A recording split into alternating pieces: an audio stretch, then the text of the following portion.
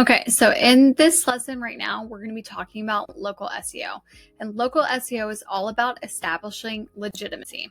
It's super important because it provides positive signals to Google that you're a legitimate business. And the best practices for local SEO is to ensure that your business is listed on Google Maps, Yelp, Apple Maps, and Instagram. This is at the very, very least, but you want to make sure that each one of these profiles are filled out completely, so that way you can enhance your local visibility.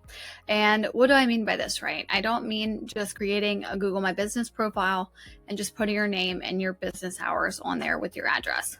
I mean, you want to have it filled out completely. I want the complete description filled out with the keywords that you're trying to aim for, your top services, and why people should choose you in your local area. You want to kind of create that like elevator pitch for people to come and visit your business. But also, Google My Business gives you the chance to include every single one of your offerings on there as well. So every single one of your services, you're not just going to list it out.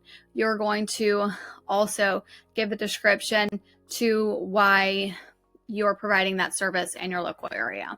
Because when it comes to the local map pack, so if I were to look this up in Google right now, New Orleans website design, these are the top 3 that are showing up. And as you can see here, there's a physical address, there's a physical address, there's a physical address. And so you can see they're in that city center. And you can have a Google My Business without having a physical location, and you would just be considered a service area business. During the COVID years, when everybody had remote offices everywhere, you could just get a virtual office space and just have Google send that postcard to wherever in the world, and you can be listed in that. So since those days, Google has gotten a little bit more strict. And so if you do have a physical location, it's okay if you have a home office. You can take your address off of there, but you're going to have to do a video verification with Google. So you're going to have to, you put your physical address on there, and then you can take it off later. But you're just going to have to verify with Google where you are, and you're going to have to show like corner streets and everything like that to completely prove that you have a home office or you have an office inside of a co-working space. And it doesn't quite work if you're doing co-working spaces that have shared spaces, because you have to prove that it's your office and it's not just some place that you go once a year or something like that. They really want to make sure that you are exactly who you are and you're working where you are. But with that being said, service areas are also a great way to get seen in your local area, because you can get approved by doing a postcard or a phone call, different things like that. Because you can say, like, while you might not have a physical location in New Orleans, you do virtual work, right? So you see the greater New Orleans area. So that's Covington, that's Mandeville, that's Hammond, that's Slidell, that's kind of all Kenner, Metairie, kind of all of those different areas. You can have those all as service areas, so you can come up in the search results. You're just going to have to work a little bit harder at getting more reviews and building a better local business authority to be able to compete with those physical locations. As you can see here, Christian does very well with his Google My Business. His profile isn't complete, but he does very well with customer interactions monthly. And one thing that he could do is he could, kind of fill out this section a little bit more and kind of have all of those different things that he has on his website listed in here, and saying that he provides, kids cuts and different stuff like that. But he does an excellent job with getting reviews from his clients, which is why he shows up so well. And also, it really impresses me what he does with his photos. So he kind of uses his Google My Business as another social media profile to show what his business is all about. You can see here, like, he just showcases all of this stuff on his Google My Business profile. And that just helps build up his online authority, because when he is doing this, he can just, every time he uploads a social media video, he can upload to Google the same exact way. And And then the other thing you can do with your Google My Business profile too is you can actually add in legitimate social media posts.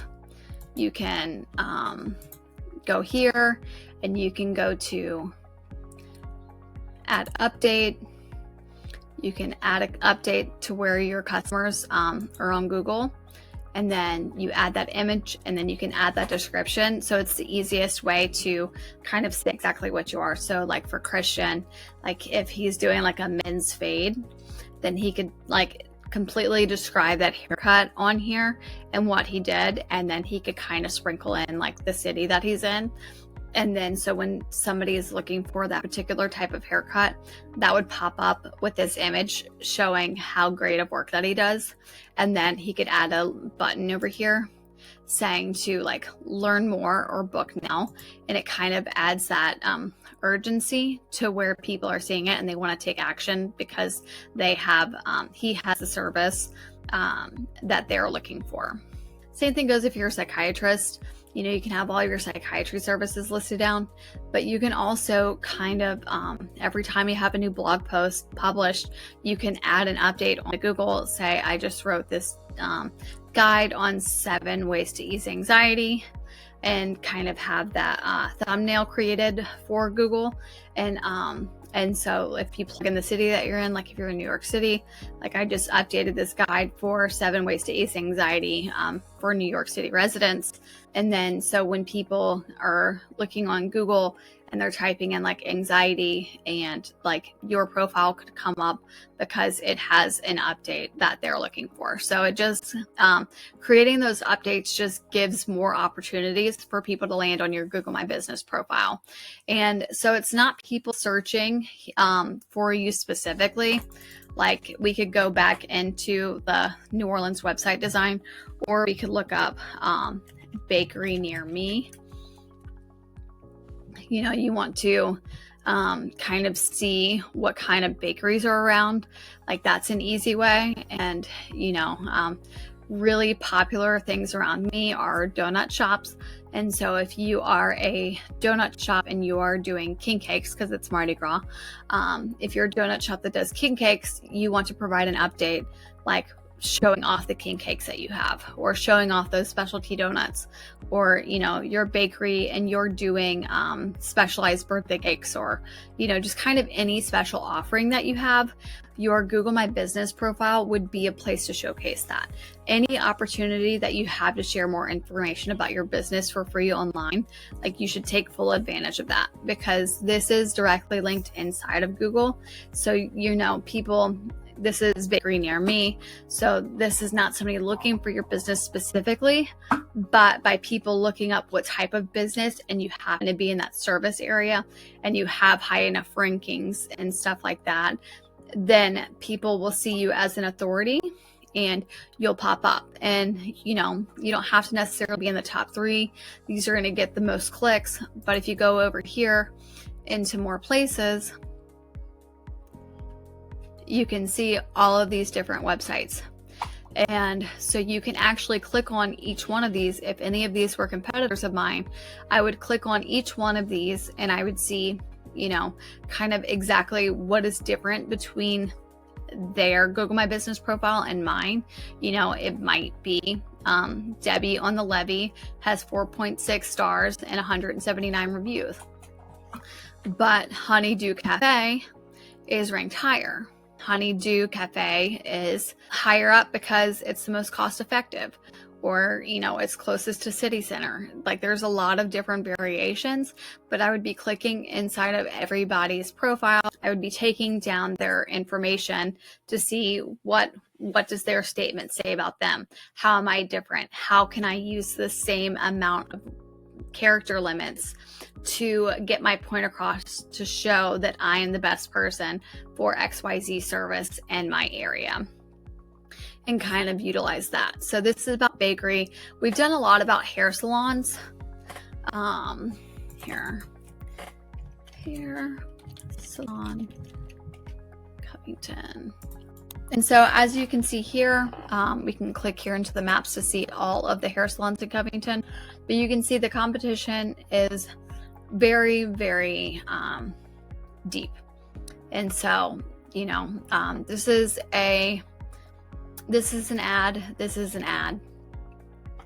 And so you come here and like Looking Glass Salon, let's see, I can see their services, but the one thing I can see that they're answering questions, but the one thing I don't see here is their business description.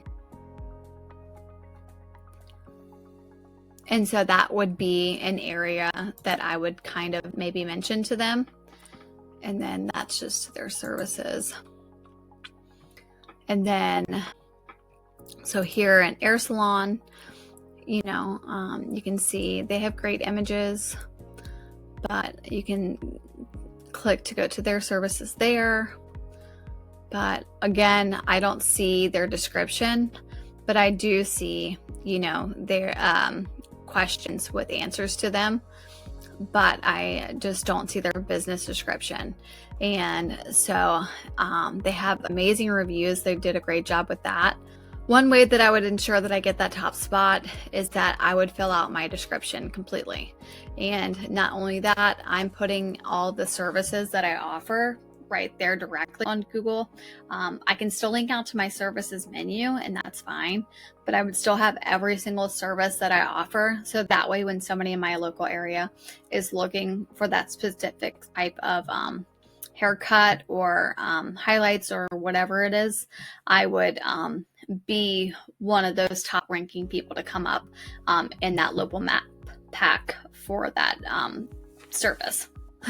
Like I said, and you want to do the same thing with your Apple Maps, because a lot of people, they think Google, but you would be missing out on a lot of opportunities for people that are using Apple Maps. So if you have that physical location and you're not listed in Apple Maps, you're kind of missing out on that opportunity for people to be able to just kind of ask Siri how to get to your location.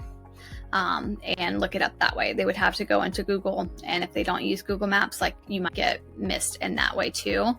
And that's it for local SEO. There are a lot of different ways that we can kind of bring up our online presence locally, and we're going to get onto that in the next section where we're talking about citations and directory listings. But for right now, I'm going to leave local SEO alone. It's pretty much just trying to build up your authority in your local community and different ways that you can do that. And so I will see you in the next video where we're talking about citations and directory listings.